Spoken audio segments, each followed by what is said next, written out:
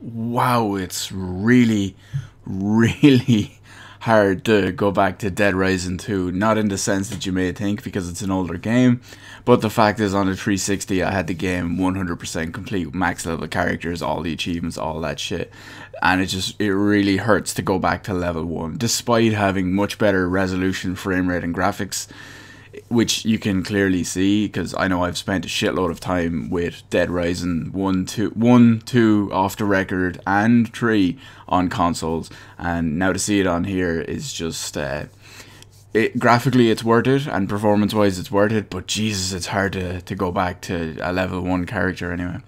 But enough about that. I decided I'd use Capcom footage because this video is going to be about a Capcom game. This is just a little bit of a pre-intro, and now on to the main video itself. What's up everyone, this is Q from Retro Q Gaming, and I have a very nice piece of news for everyone, especially if you're a Monster Hunter fan. Now this news came out this morning-ish, earlier today, but I had a very busy day, so I didn't get a chance to really sit down and do anything until now. But in a Japanese-only Nintendo Direct, Nintendo announced a brand new Monster Hunter game. Now, that game is Monster Hunter Cross. Yes, it's going to look like Monster Hunter X, but in some of the actual promotional artwork and just in general, it specifically uses the word Cross. So it will probably still end up being called Monster Hunter X in most places, at least most English-speaking places in the West. But essentially, the game is called Monster Hunter Cross. I'll probably call it Monster Hunter X, but you know, we'll see how that goes anyway. So the main thing is, it's a 3DS exclusive, and currently it's going to come out at some point in winter of 2015. And they've only announced that for Japan at the moment. They haven't even talked about a Western world release date, which is understandable considering that the fact the Nintendo Direct today was Japanese only.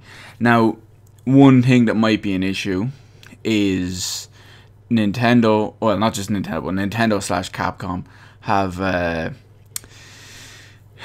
they have a kind of a bad track record with speedy releases of Monster Hunter. I mean, Monster Hunter 4 Ultimate, which is out on the 3DS and came out on the 3DS here in Europe and America on the 14th of February this year. That game came out almost a year and a half ago in Japan. A year and a half ago from when we got it. It released in Japan in September 2013. So, I mean, that's right, October, November, December, January, February. That's 17 months. It took about 17 months to get that game across. So realistically, I mean, if this releases, Monster Hunter Cross, that is, if Monster Hunter Cross releases at some point, we'll call it this year, because, you know, winter, we could be looking at a mid-2017 release, which is kind of painful.